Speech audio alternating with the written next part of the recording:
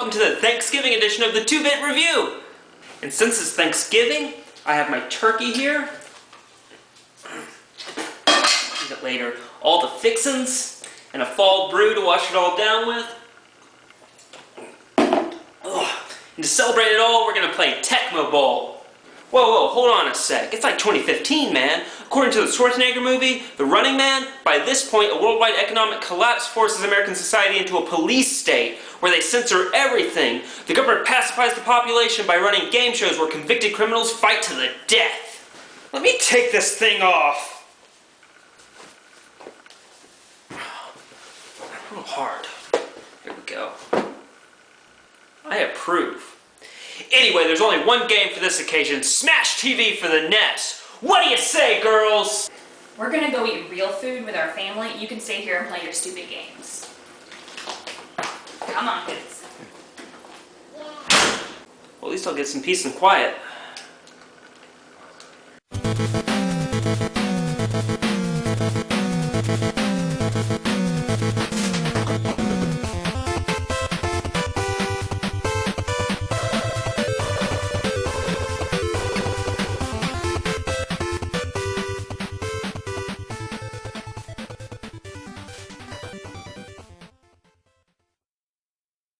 Smash TV is the spiritual successor to Robotron 2084, as both Smash and Robotron were developed by famous pinball arcade designer Eugene Jarvis. An interesting little tidbit in the Smash TV arcade flyer, the two guys playing the arcade game are future co-creator of Mortal Kombat, Ed Boon, and John Hay, composer and writer to Smash TV. Another interesting little tidbit is Ed Boon would return in the follow-up to Smash TV Total Carnage and play the voice of General Akboob.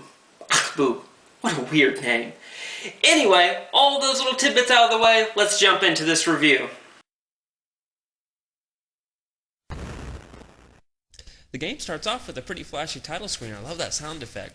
It's followed by a player and controller options. I only have one controller though, so we'll pick that option.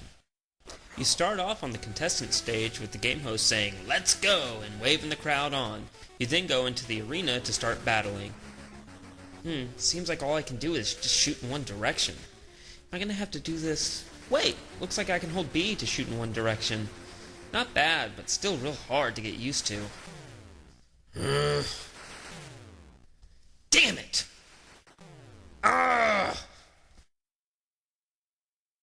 Game over? Well, if I can't finish the game, then I can't finish the review. And if I don't finish the review, PlaySatan said he's gonna use my skull as a cereal bowl! Here, Dad, have Tinsel power. A second controller? Thanks, Indigo! Now let's do this!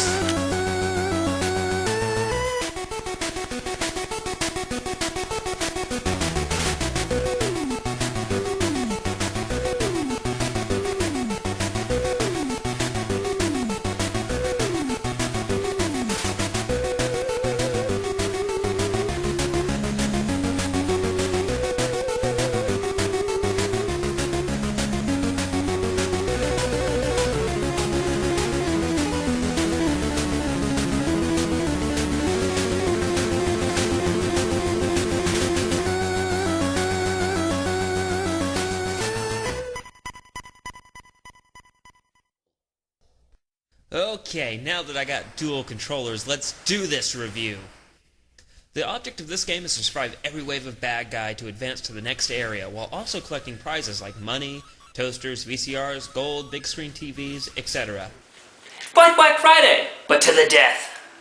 You can pick up several power-ups to deal more damage and get bonuses like grenades, spread shot, rockets, shield, temporary invincibility, extra speed, and extra life.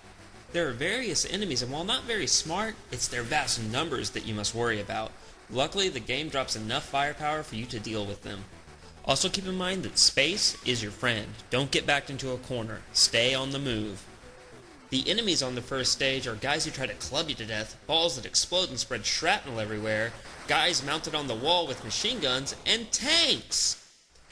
I don't think they want me to win. The game is based on a point system, so I can't stress getting loot enough, because you'll need it to get a high score. If you're playing two players, you'll be competing with each other for the highest score. So always go for the big money areas on the stage for bigger scores. Stage 1's boss is the Mutoid Man, and boy is he ugly! Mutoid Man moves like a tank and tries to run over you, so keep your distance and keep your fire on him. He will eventually start losing his limbs and torso. After several hits, you'll get him down to just his ugly mug and a robotic body. He will then start using laser eyes on you, so just keep your distance and you'll eventually take his head off. After you've cleared the stage, you go to a screen where all of your prizes you've earned are tallied up. Then, oh god, what an interesting smile. Anyway, you move on to the next stage. Let's go. The second stage is much larger and has more paths to choose from than the first. It's also more challenging. Here you have floating balls that shoot laser beams at you, what I assume are hovering gold alien dudes trying to grab you, floating bubbles of death, and floating death discs that stay in a line formation crisscrossing the screen. You know what? I think this game has an infatuation with death by floating orbed object. The boss's name on this stage is Scarface, and yes, you guessed it, he's a giant face. But with a twist.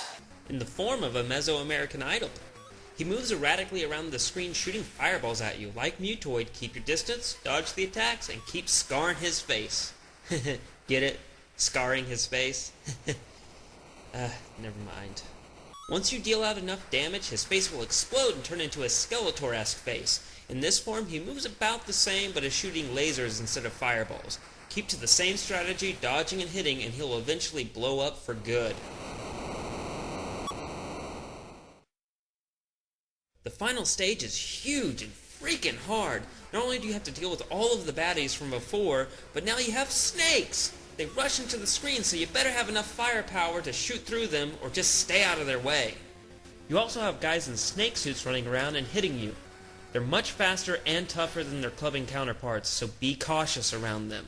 The final stage feels like a marathon and is super hard to boot. I must confess, I had to use the stage select code to finish this review. I'm sure with 2 players it would be much more simple to complete, as everything seems designed with that in mind. It's not impossible going solo with Smash TV, but it is definitely more difficult. Once you get through the gauntlet, you face the stage boss, Cobra Death. It's 2 giant snakes, shooting their venom at you and slithering all over the screen. I hate snakes, Jock! I hate them!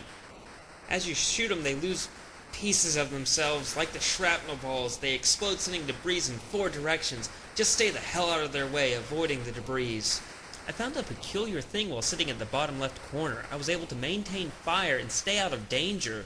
After defeating one snake, I was unable to repeat this on the other one.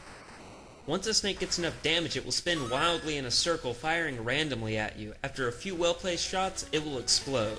Once both are dealt with, you move to the end of the stage, and the game. Wait, there's more? But I thought this was over. It's been a marathon. Come on! Well, looks like you have to go through one more massive gauntlet of rooms before you face the final boss, the game show host.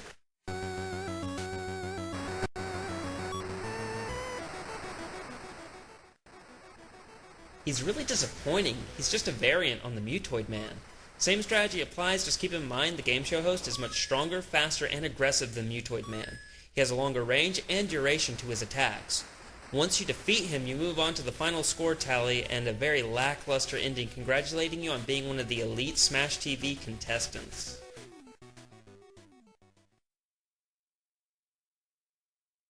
While I must say the graphics on the Nintendo are far from the levels offered in the Super Nintendo or Sega Genesis versions, it's still very good for an 8-bit port. All the sprites are colorful and well defined in the environment. The rooms, however, do look a little bland, but trust me, with this game, that'll be the last thing you'll be paying attention to.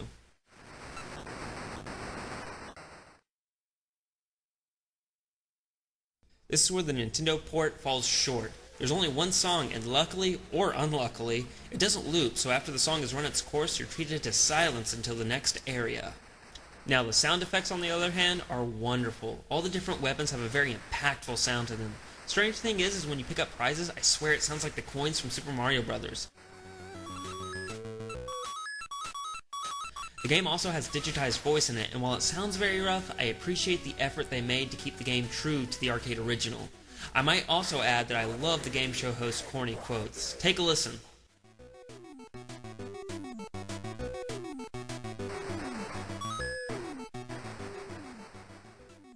Good luck. You're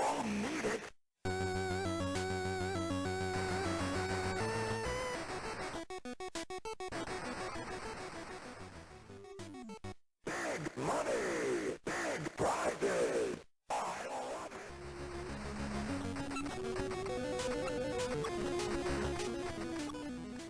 I'd buy that for $1.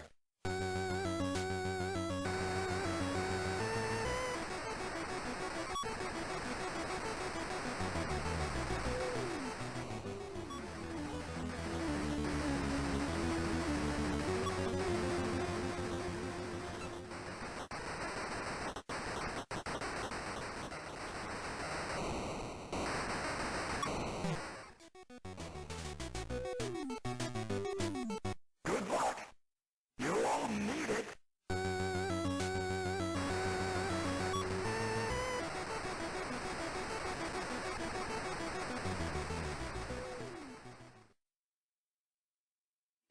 Smash TV for the NES is a great run-and-gun shooter, with solid gameplay and progressively stronger enemies as you advance, but it must be said to get this experience you'll need 2 controllers, as one controller renders the game choppy and unfairly difficult, and if you want to play with a friend you'll need to have 4 controllers, which brings me to my point that the game, in my opinion, out of the box is incomplete, as you'll need the accessory the 4 score to play with 4 controllers so you and your friend can have the full Smash TV experience.